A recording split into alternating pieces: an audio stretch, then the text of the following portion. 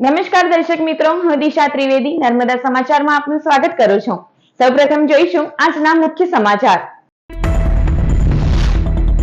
આજે અંગારકી ચોથની ભક્તિસભર ઉજવણી। વિવિધ ગણેશ મંદિર ખાતે ગણેશ યાગ સહિતના ધાર્મિક કાર્યક્રમો યોજાયા। ભરૂચના જર્જરિત નર્મદા એપાર્ટમેન્ટનું ભૂત ફરી ધૂણ્યું। 10 માર્ચ 30 બ્લોકમાં 500 પરિવારોને નોટિસ છતાં અત્યાર સુધી કેટલાક એપાર્ટમેન્ટ ખાલી કરવા તૈયાર નહીં। આજે નળ, ગટર અને વીજ કનેક્શન કાપવા આવેલ હાઉસિંગ બોર્ડના અધિકારીઓને રિપેરિંગ અને પીપી ધોરણે વ્યવસ્થા કરવા સ્થાનિકોએ માંગ કરી।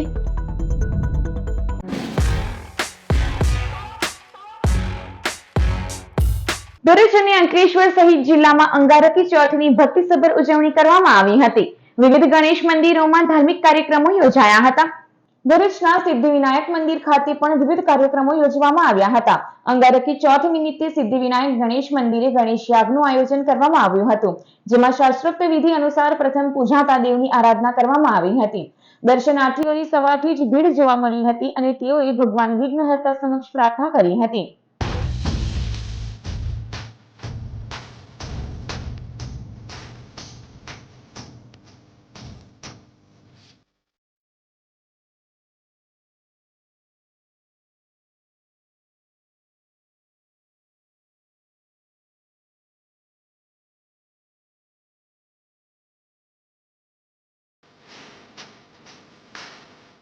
આજ રોજ મંગળવાર અને ચતુર્થીનો સુબક સમન્વય અંગારકી ચોથ। અંકલેશ્વરના પ્રસિદ્ધ ક્ષિપ્રા ગણેશ મંદિર ખાતે અંગારકી ચોથ નિમિત્તે ભક્તોએ વિઘ્નહર્તા શ્રી ગણેશના દર્શન કર્યા હતા। હાંસોટ રોડ ઉપર આવેલ ક્ષિપ્રા ગણેશ મંદિર ભક્તોની અનન્ય આસ્થાનું પ્રતીક છે। અહીં જમણી સૂંઢવાળા ગણપતિ બિરાજમાન છે। સાથે જ આ ગણેશજીને તુરંત જ ફળ આપનાર માનવામાં આવે છે, ત્યારે ભક્તો દુંદાળા દેવની આરાધનામાં લીન બન્યા હતા।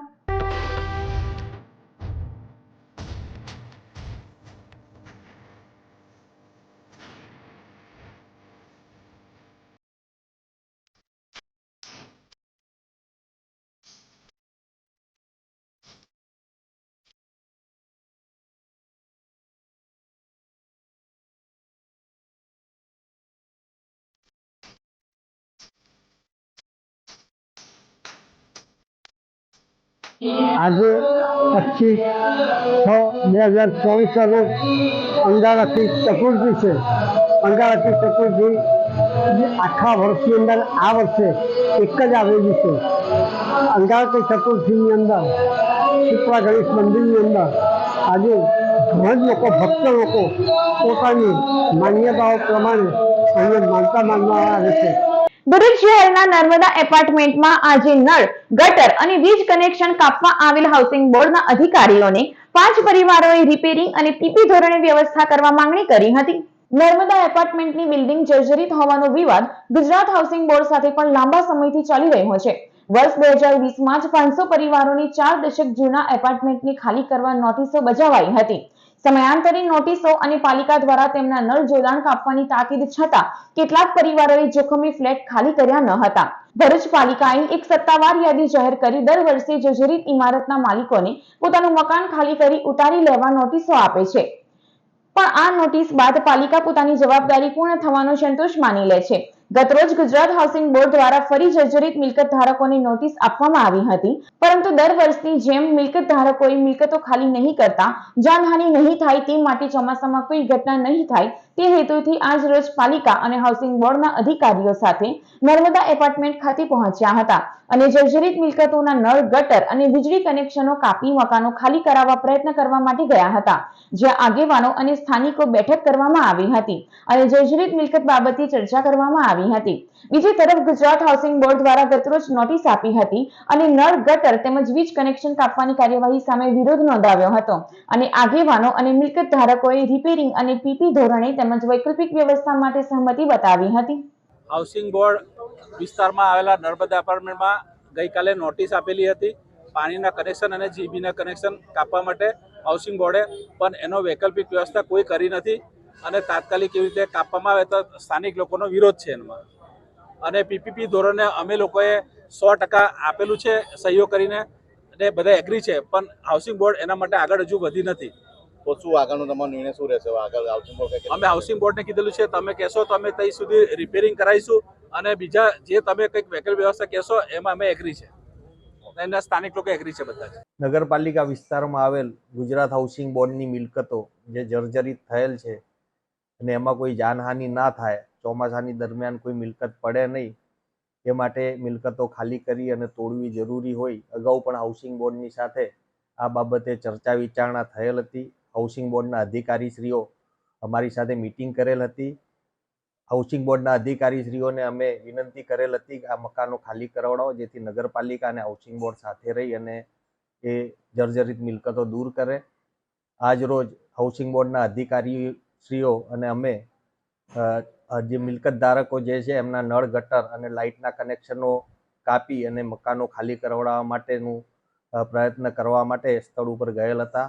ત્યાં મકાન ધારકો, મિલકત ધારકો તેમજ આગેવાનો જોડે ડિટેલ ચર્ચા કરવામાં આવી છે. બપોર પછી ફરીથી અમે એક મિટિંગ રાખી છે અને એમાં અમે નક્કી કરીશું શું કરવું છે. એ લોકોની મૂળ રજૂઆત એવી છે કે હાઉસિંગ બોર્ડ સાથે રહી કો તો રીડેવલપમેન્ટની અંદર એમને વ્યવસ્થા કરી આપે, અથવા જોડે રહી કઈ રીતના એને રિપેરિંગ થઈ શકે એ અંગેની રજૂઆત છે. ભરૂચમાં શ્રી સ્વામિનારાયણ સિદ્ધાંત હિતરક્ષક સમિતિએ વડતાલ સ્વામિનારાયણ સંપ્રદાયના લંપટ સંતો સામે આક્રોશ વ્યક્ત કરી કલેક્ટરને આવેદનપત્ર પાઠવ્યું હતું. સ્વામિનારાયણ સંપ્રદાયના લંપટ સાધુઓ સામે સમગ્ર રાજ્યમાં રોષ જોવા મળી રહ્યો છે, ત્યારે આજે ભરૂચમાં પણ શ્રી સ્વામિનારાયણ સિદ્ધાંત હિતરક્ષક સમિતિએ વડતાલ સ્વામિનારાયણ સંપ્રદાયના લંપટ સંતો સામે આક્રોશ વ્યક્ત કરી અને કલેક્ટરને આવેદનપત્ર પાઠવ્યું હતું. જેમાં જણાવ્યા અનુસાર સ્વામિનારાયણ સંપ્રદાયની સનાતન વૈદિક સંપ્રદાય છે, જેનું પોતાનું બંધારણ છે અને તે બંધારણ અનુસાર વર્તવા સંપ્રદાયના એટલે કે ત્યાગી સાધુઓ, પાર્ષદો, ગૃહસ્થ, હરિભક્તો, ભાઈઓ બહેનો તમામ બંધાયેલા છે. પરંતુ ભગવો ધારણ કરેલ કેટલાક સાધુઓ ભગવા વસ્ત્રની આડમાં અસામાજિક, ચારિત્ર્યહીન પ્રવૃત્તિ કરે છે. શિક્ષણ સંસ્થાઓ અને ગુરુકુળો શિક્ષણના બદલે હવસ સંતોષવાના કેન્દ્રો બની ગયા છે, જેના કારણે સ્વામિનારાયણ સંપ્રદાયના સંતો અને હરિભક્તોની બદનામી થઈ રહી છે. જેથી આવા લંપટ સાધુઓ સામે કાયદેસરની કડક કાર્યવાહી કરવાની માંગ કરવામાં આવી છે. સ્વામિનારાયણ સિદ્ધાંત હિતરક્ષક સમિતિની જે સ્થાપના છે, એ જે સત્સંગમાં જે સડો છે એ નાબૂદ કરવા માટે હરિભક્તો એક થયા છે. કારણ કે જે સંતો છે એમના જે નિયમ ધર્મો છે એને નેવે મૂકી અને જે બીજા આચરણો છે, મોબાઈલ વાપરવા, એસી ગાડીઓ વાપરવી, લંપટ લીલાઓ કરવી, પ્રાઇવેટ સંસ્થાઓ કરવી, એ બધું જે છે એ જે બંધારણ અને સિદ્ધાંતો માટે નથી, એની વિરુદ્ધમાં છે. એટલા માટે સૌ હરિભક્તો એક થાવ અને જે સત્સંગનો સડો છે એ નાબૂદ કરવા માટે આજે આવેદનપત્ર આપી રહ્યા છે ભરૂચથી. જય સ્વામિનારાયણ. ધર્મ બચાવો અને મારી બહેન દીકરીઓ જાય મંદિરમાં કેવી રીતના જાય? સેફ છે, સજ્જય છે નહીં તો મોકલવી કેવી ને? શિક્ષાપત્રીનું પાલન કરતા નથી તો મંદિરમાં વધારે જોવા મળે આપણને તો, પણ ત્યાં ગાડી મંદિરોમાં તો હવે તો પોલીસની વધારે ભીડ થઈ ગઈ, બાઉન્સરોની ભીડ થઈ ગઈ, પછી બોડીગાર્ડની ભીડ થઈ ગઈ. તો એ સાધુ જે ભગવા પહેરીને આવ્યા છે તો એને તો કોઈની જરૂર, સેફટી જોતી જ નથી. તો આ બધાની શું જરૂર છે ત્યાં મંદિરમાં, વડતાલમાં, એમ કહું છું. આમ આદમી પાર્ટી ભરૂચ જિલ્લા દ્વારા સરકારી શાળાઓમાં શિક્ષકો ભરતી કરવા સાથે આવશ્યક સુવિધા ઉપલબ્ધ કરાવવાના મુદ્દે ભરૂચ જિલ્લા કલેક્ટરને આવેદનપત્ર પાઠવવામાં આવ્યું હતું. ભરૂચ જિલ્લા કલેક્ટર કચેરી ખાતે મુખ્યમંત્રીને સંબોધીને આમ આદમી પાર્ટી ભરૂચ જિલ્લાના પ્રમુખ પિયુષ પટેલ સહિતના આગેવાનોએ એક આવેદનપત્ર પાઠવવામાં આવ્યું હતું. જેમાં જણાવ્યા અનુસાર રાજ્ય સરકાર દ્વારા દર વર્ષે પ્રવેશોત્સવના કાર્યક્રમ કરે છે. ચાલુ વર્ષે તારીખ 26 જૂનના રોજથી 3 દિવસ સમગ્ર સરકારી પ્રાથમિક શાળાઓમાં કાર્યક્રમ કરશે. આવા કાર્યક્રમો અને તાઇફાઓની આડમાં સરકાર દર વર્ષે સાચી હકીકતોને છુપાવે છે અને સરકારી શિક્ષણની પરિસ્થિતિ દિવસે ને દિવસે વણસતી જાય છે. શિક્ષણ સુધારણા માટે સતત ચિંતા કરતી અને સંઘર્ષ કરતી આ પાર્ટી દ્વારા અનેકવાર સરકારમાં રજૂઆત કરી છે, પરંતુ કોઈ પણ નક્કર પગલાં લેવામાં આવ્યા નથી. ગુજરાતની 1606 સરકારી પ્રાથમિક શાળાઓ માત્ર એક જ શિક્ષકથી ચાલે છે. પ્રાથમિકથી લઈને ઉચ્ચતર માધ્યમિક સુધીની સરકારી શાળાઓમાં મળીને કુલ 32,000થી વધુ શિક્ષકો અને 38,000થી વધુ ઓરડાઓની અછત છે. 14,652 શાળાઓમાં એક વર્ગખંડમાં એક ધોરણ કરતા વધારે ધોરણના વિદ્યાર્થીઓ અભ્યાસ કરી રહ્યા છે. રાજ્યની અંદાજે 38,000 સરકારી શાળાઓમાંથી 5,612 સરકારી શાળાઓને ઓછી સંખ્યાના નામે મર્જ કે બંધ કરી દેવામાં આવી છે. રાજ્યના શિક્ષણ વિભાગ દ્વારા છેલ્લા 3 વર્ષ સુધીમાં ફક્ત 11 જેટલી સરકારી શાળાઓને મંજૂરી આપવામાં આવી છે, જ્યારે 526 ખાનગી શાળાઓને મંજૂરી આપવામાં આવી છે. ગુજરાતમાં 2,574 જેટલી સરકારી શાળાઓ જર્જરિત ઓરડા ધરાવે છે, જ્યારે 7,599 સરકારી શાળાઓમાં હજુ પણ પતરાની છત નીચે વિદ્યાર્થીઓ અભ્યાસ કરે છે. ઉપરાંત અંદાજિત 1.14 લાખ બાળકોએ ધોરણ 8 પછીનો અભ્યાસ છોડી મૂક્યો છે. સાથે ટેટ 1 અને ટેટ 2 તેમજ ટાટ પાસ ઉમેદવારોની ભરતી કરવામાં આવતી નથી તેવા આક્ષેપ કરવામાં આવ્યા હતા. ત્યારે ગુજરાતની તમામ સરકારી શાળાઓમાં શિક્ષકોની અછત તાત્કાલિક ધોરણે પૂરી કરવામાં આવે અને અન્ય તમામ આવશ્યક સુવિધાઓ તાત્કાલિક ઉપલબ્ધ કરાવવામાં આવે તેવી માંગ કરવામાં આવી હતી. આજે સમગ્ર ગુજરાતની અંદર આમ આદમી પાર્ટી દ્વારા જે આવેદનપત્ર પાઠવવામાં આવી રહ્યું છે દરેક જિલ્લા કલેક્ટર કચેરીએ, આવતીકાલથી આ ભાજપ સરકાર વર્ષોથી જ્યારે રાજ કરતી હોય, કેન્દ્રમાં, સેન્ટ્રલમાં અને જ્યારે સ્ટેટની અંદર જ્યારે ભાજપની સરકાર હોય ત્યાર પછી પણ જે સરકારી શાળાઓની જે હાલત છે એ અત્યંત ખરાબ હાલત છે, જેની અંદર જર્જરિત ઓરડાઓ છે, શિક્ષકો પૂરતા નથી. તેમ છતાં આ લોકો જે દાંધિયા કરવા માંગે છે, પ્રવેશ ઉત્સવ એ લોકો મનાવવા માંગે છે, ત્યારે આવા દાંધિયા આમ આદમી પાર્ટી ચલાવી નહીં રહેશે. અને આજે આમ આદમી પાર્ટી સમગ્ર ગુજરાતના જેટલા પણ વાલીઓ છે, આ તમામ વાલીના સમર્થનની અંદર જે છોકરાઓ આજે ભણતર એક પાયાનો મુદ્દો છે, જ્યારે ભણતર ઉપર આ સરકાર કંઈ જ નથી કરી રહી અને કોઈક શિક્ષણની વ્યવસ્થા સુધારી નથી રહી, ત્યાર પછી આ લોકો જ્યારે પ્રવેશ ઉત્સવના નામે જે દાંધિયા કરે છે એ આમ આદમી પાર્ટી નહીં ચલાવે. જેના વિરોધની અંદર આમ આદમી પાર્ટી આજે ભરૂચ જિલ્લા કલેક્ટર કચેરીએ આવેદનપત્ર પાઠવ્યું છે. જંબુસર તાલુકાના ઇસ્લામપુર ગામે 2 વર્ષ વીતી ગયા હોવા છતાં પ્રોટેક્શન વોલની કામગીરી નહીં થતા સ્થાનિકોમાં રોષ જોવા મળ્યો હતો. જંબુસર તાલુકાના ઇસ્લામપુર ગામમાં 1700 થી વધુ લોકો વસવાટ કરે છે. દરિયાની બિલકુલ બાજુમાં આવેલ ગામમાં 16 જુલાઈ 2022ના ભારે વરસાદ અને દરિયાના તોફાની મોજાને કારણે દરિયા પાસે બનાવેલી પ્રોટેક્શન વોલ ધરાશયી થતા નવી નગરીમાં મકાનોમાં 3 ફૂટ જેટલા પાણી ઘૂસી ગયા હતા. તે સમયે 250 લોકોએ ગામની સ્કૂલમાં સ્થળાંતર કરવાની ફરજ પડી હતી. તે સમયે ડેપ્યુટી સરપંચ યુસુફભાઈ પટેલ દ્વારા અધિકારીઓની જાણ કરતા તેઓ સ્થળ પર પહોંચ્યા હતા. જે બાદ 2 વર્ષ વીતી ગયા હોવા છતાં પ્રોટેક્શન વોલ નહીં બનાવવામાં આવતા ગ્રામજનોમાં રોષ ફાટી નીકળ્યો છે. ત્યારે લાગતા વળગતા વિભાગ દ્વારા યોગ્ય પગલાં ભરવામાં આવે તેવી લોકોએ માંગ કરી છે. મારું આ નિવેદન છે કે ઇસ્લામપુર ગામે દરિયા કાંઠે જે આવેલ દરિયાનો પાળો તૂટી ગયેલ છે. અગાઉ અમે લાવાણી સાહેબને રજૂઆત કરેલ છે. એ લોકોએ જાતે અહીંયા આવીને પોતે નજારો કરેલો છે. ખરેખર આ ઇસ્લામપુર ગામે ઓએનજીસીની 7 લાઈન જાય છે, એમાંથી આજ રોજ સુધી કોઈ પણ જાતનું અહીંયા વળતર એ લોકોએ આપેલ નથી. અને ખરેખર જો આ ગામનો પાળો એટલા માટે તૂટેલો છે કે જીઆઈડીસી જે આગળ 7 ગામોની બનેલી છે, ટીંબી, કંસાગર અને આ ગામોમાં એનું જે એ લોકોએ માટી પુરાણ કરેલું છે, એ જે પેલું દરિયાનું પાણી જ્યાં જે વિકસિત થતું હતું, મતલબ પ્રસરતું હતું, એ પાણી અત્યારે બંધ થઈ ગયેલ છે. અને એ પાણીનો ઢોકો અહીંયા ઇસ્લામપુર ગામે વાગશે તો આ જે પાણીનો જે મતલબ પાળો તૂટી ગયેલો છે એમાંથી પાણી ગામમાં ઘૂસશે તો ખરેખર અહીંયા નીચા વિસ્તાર, આદિવાસીના વિસ્તારો, મધ્ય વિસ્તારોની અંદર ઘરોમાં પાણી ઘૂસી જશે. મારા ગામને આપણે 2022-23માં આ જે પાળો તૂટ્યો, દરિયાનો પાળો, એ માટે અમે ઓએનજીસી પાસે ગ્રાન્ટ માટે ગયેલા. ઓએનજીસીએ 10 લાખ રૂપિયા આપવાનું કહેલું અને 10 લાખનું એસ્ટિમેટ બનાવેલું.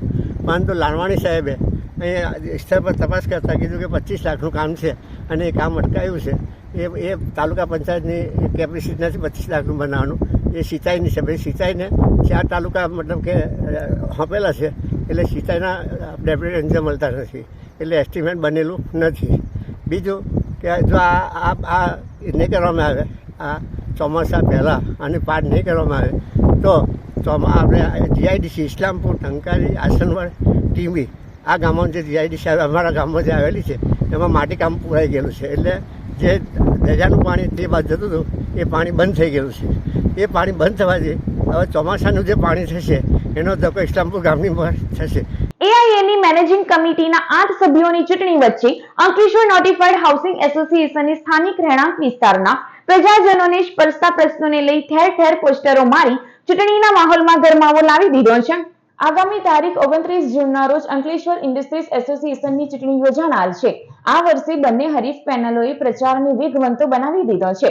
બંને પેનલો વચ્ચે તીવ્ર રસાકસી જોવા મળી રહી છે.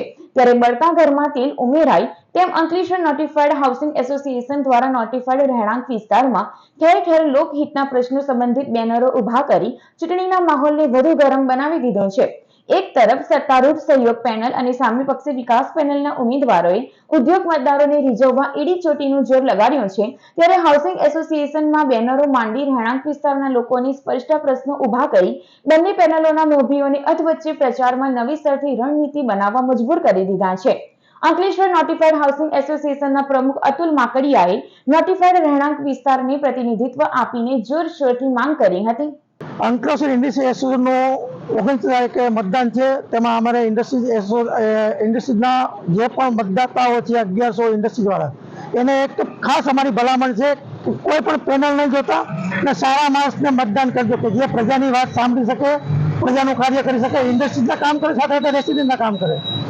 બીજું, આ લોકો એવું કહે છે કે અમે ગાર્ડન ડેવલપ કર્યા. જીઆઈડીસીમાં જઈને પૂછો ક્યાંથી ટેન્ડર બહાર પડ્યા. જીઆઈડીસીમાંથી ગાંધીનગરથી ટેન્ડર બહાર પડ્યા ને જીઆઈડીસી ગાર્ડન ડેવલપ કર્યા છે. કોઈ એસોસિએશને ડેવલપ નથી કર્યા. ને અમે કર્યું એ તો અમારી સાથે ડિબેટમાં બેસો ને અમે કહેશું તમે શું કર્યું છે. ને બીજું, અમારી પાસે આ બધા પેપરો છે, તળાવ માટેના જે ઓર્ડરો થયા છે તે, પાણીના ભાવ નીચે લેવા માટે કલેક્ટરને લેટર લખે છે, સીએમને લેટર લખે, બધા છે.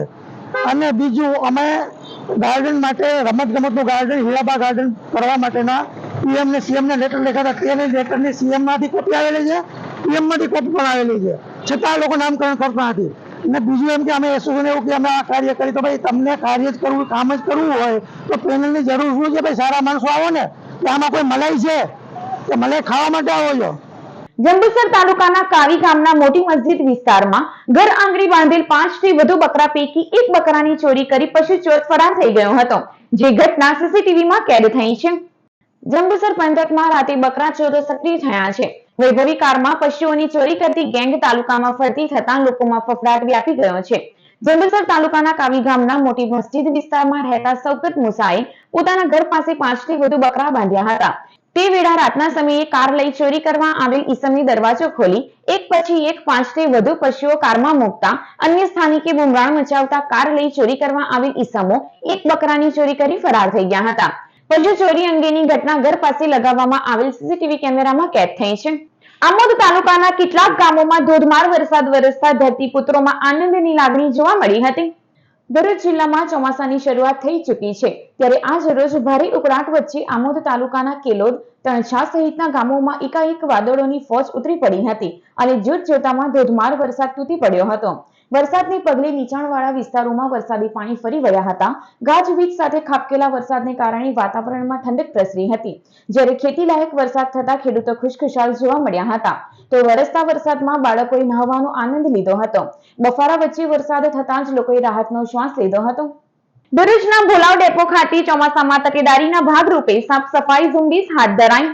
ઉપાધ્યક્ષ અને વહીવટી સંચાલક ગુજરાત રાજ્ય માર્ગ વાહન વ્યવહાર નિગમના આદેશ અને માર્ગદર્શન હેઠળ ચોમાસાની શરૂઆત વચ્ચે સાફ સફાઈ મુદ્દે ખાસ યોગ્ય તકેદારી રાખવા સૂચના આપવામાં આવી છે.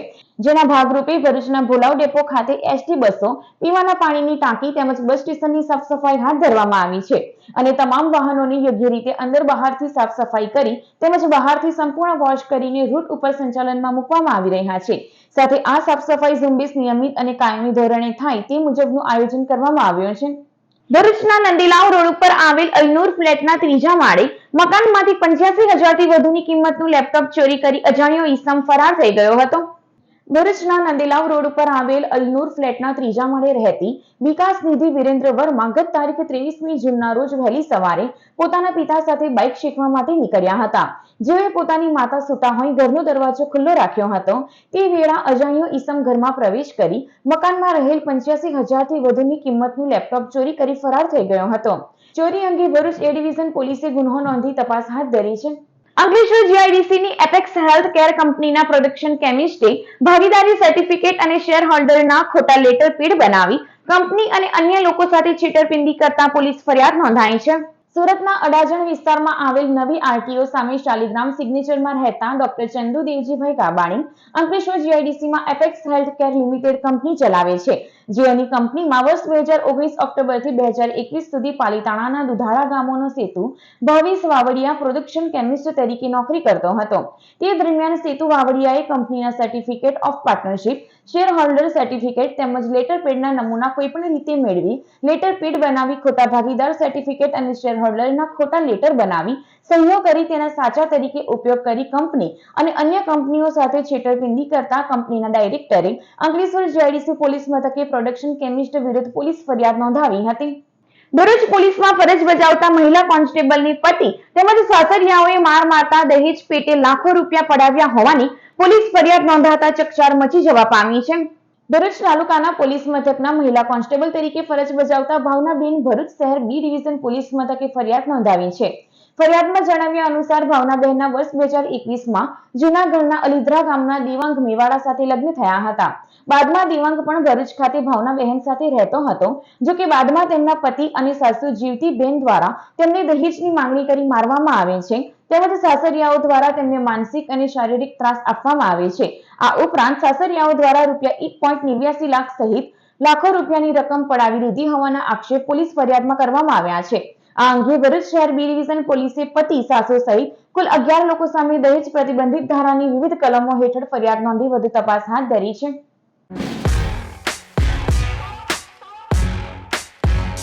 સમાચાર પૂર્ણ કરતા પહેલા એક નજર મુખ્ય સમાચારો ઉપર.